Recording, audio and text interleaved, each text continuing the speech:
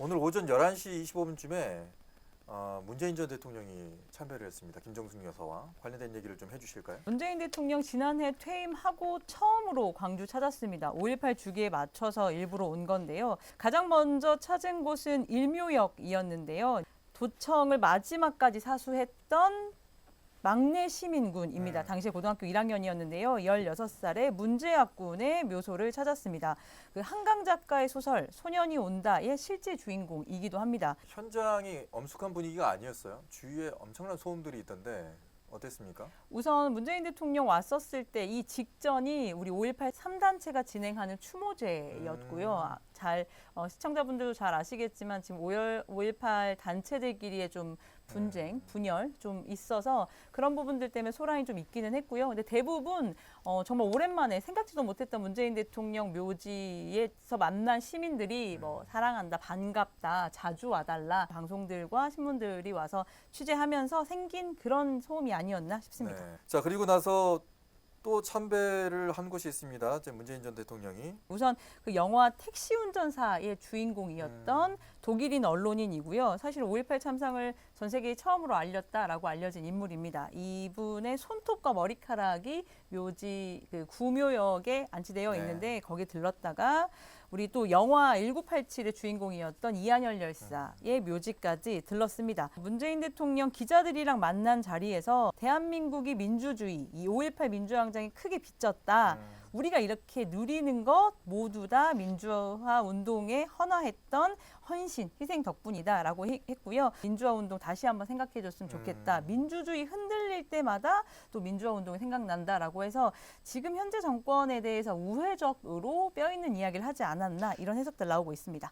진정성을 가지고 있는 인물이라고 우리가 생각하고 있는 사람이 또 왔습니다. 전우원 씨. 전 씨 일가 중에선 처음으로 고백도 하고 사과도 했던 인물인데 3단체가 마련한 추모제에 앞서서 예고 없이 왔습니다. 유족들은 착하다, 잘 왔다 이렇게 말씀해 주시긴 했는데 이제 아무래도 좀 시선이 쏠리다 보니까 추모제 진행하는 데는 좀 어려웠다 이런 말씀 하시더라고요. 끝나고 나서는 본인이 조명되기보다는 5월 영령들이 좀 조명됐으면 좋겠다 이런 이야기 했고요. 내가 이목 받는 거 원치 않는다라고 했고 이제 저희가 이제 임을 위한 행진곡을 부를 때 이제 과연 입을 들썩들썩 거릴 것이냐 했는데 마스크를 쓰고 있어서 실제로 그 마스크 안에서 노래를 불렀는지 모르겠지만 두 손 꼭 모으고 가만히 좀 지켜보는 모습은 있기는 했습니다. 그리고 이제 기자들이 이순자 할머니께서 보낸 문자가 좀 이슈인데 그거에 대해서 좀 할 말 없느냐 이랬더니 다른 질문을 받겠다며 좀 회피했고요.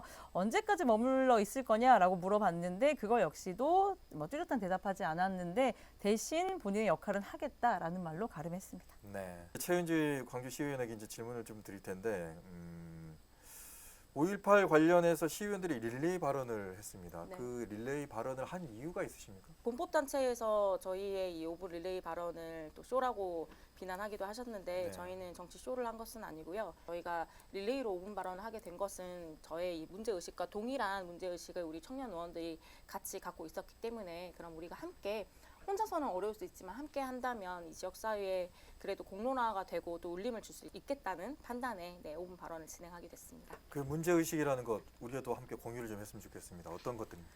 이 5.18 관련된 단체들 같은 경우에 굉장히 고립되어 있고 폐쇄적이다 보니 이런 사업을 하는 데 있어서도 투명성이라든지 공개되어 있는 정보들이 사실은 많지가 않고요. 저희가 계속 얘기하는 것이 저희는 5.18을 상속받았다고 얘기를 하는데요.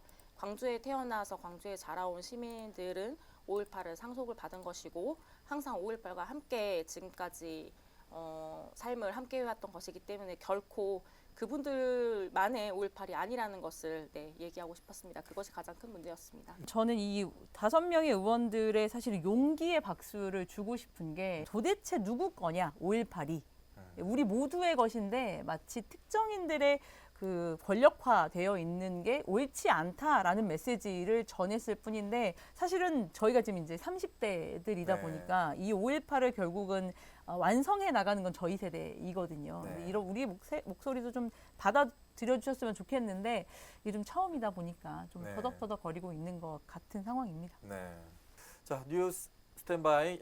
오늘은 5.18 하루 앞두고 나서 5.18 국민묘지의 모습들 또 많은 분들이 참배를 하러 왔는데 또 5.18에 대해서 우리가 어떻게 생각해야 될 것인가에 대해서 우리 또 젊은 광역 시의원들이 생각하는 것을 또 말씀을 좀 드렸습니다. 이런 생각을 가지고 있는 세대가 있다는 것을 받아들이시고 같이 또 의논해가는 5.18, 더 커가는 5.18이 됐으면 하는 바람입니다. 뉴스 스탠바이 여기서 마치도록 하겠습니다. 지금까지 김규빈이었습니다. 인사. 최은지였습니다. 주현정이었습니다.